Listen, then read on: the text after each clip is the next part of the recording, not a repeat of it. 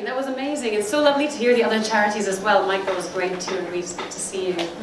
So I'm Suparna, and I'm going to ask you to do a bit of a visualization of my own, if you will cater, if you will just humor me. So just close your eyes, or if you can imagine with your eyes open. Imagine you wake up on a cot made of straw. It's really hot, and you stuff your dupatta into your waist, and you start sweeping the floor of the room where you, your two brothers, your sister, and your parents all live together.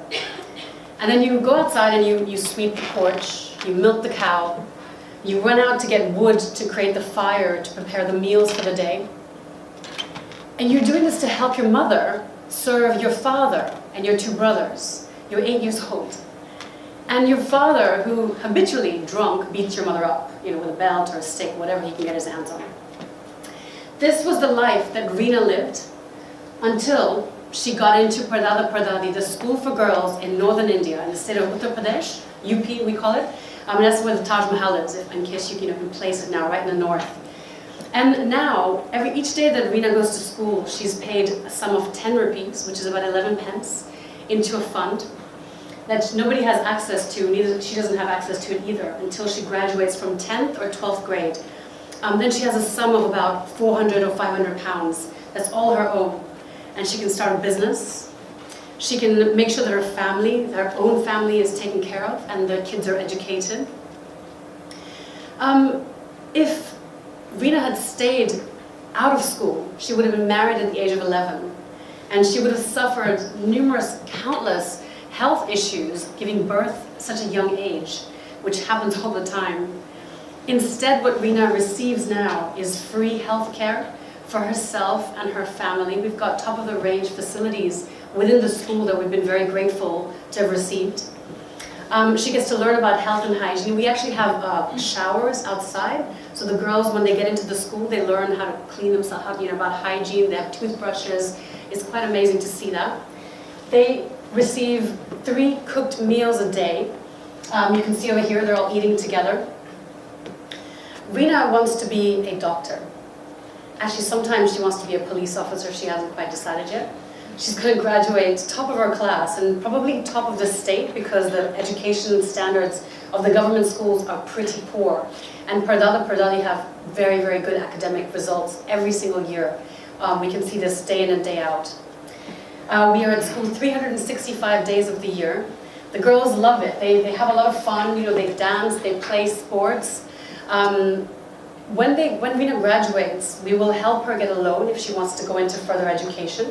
She's heard of one of her sister's friends one of her friend's sisters is already paying back her loan that she had received for her education. If she wants to go straight into work, we will help her find work as well, get a suitable placement. Sometimes even as far as, I think the Bahamas, where somebody wanted to learn marine biology. It's quite amazing. This is all through our friends and sponsors that we have around the world on network. To educate Reena, it costs £300 a year for 1 year. And that's why I'm here today in front of you.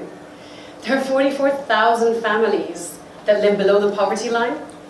And most of the fathers who've now agreed to send their girls to the school, because the culture is very different over there, and it's very difficult to get them to send their daughters to school and to agree to this. She sees them and their eyes well up with pride. Reena's father, not so much. He's really not happy that he can't wield his power on them anymore, that he can't beat them up like he used to, because he knows that if he does that, then all the teachers or some of the other children, their parents, the staff from Pardadi, and even Granddad, the founder of the school, Sam Singh, they will travel the distance and they will intervene peacefully. So now, instead, she gets to go to school, she gets to create a life of her own, and she gets to then create a different life for her generations, her children to come, thus breaking the cycle of poverty. So I'm here today asking you, as I say, £300 for 1 year provides all the education that Reena will need. She gets uniforms, she gets 3 meals a day, she gets transportation. It's quite long distances to travel back and forth from the villages to the school. So we have buses that some kind people have donated as well. Some of the girls get bicycles, so it provides transportation for the girls, the meals, the education, the books, the uniforms. And that's just for one girl for 1 year. And 2 girls is 600 pounds. And I'm sure you can do the maths, you guys are all really smart. 6,000 pounds is to get 24 girls into school for 1 year. I mean, if you look at a classroom size here, on average 30 students in one class, that's 9,000 pounds to get 30 girls in school. There are thousands of girls waiting to get into school. We want them to get in, we want them to do really well, which they do, pass their exams, graduate, and then be able to have a life that's of their own making rather than somebody else's.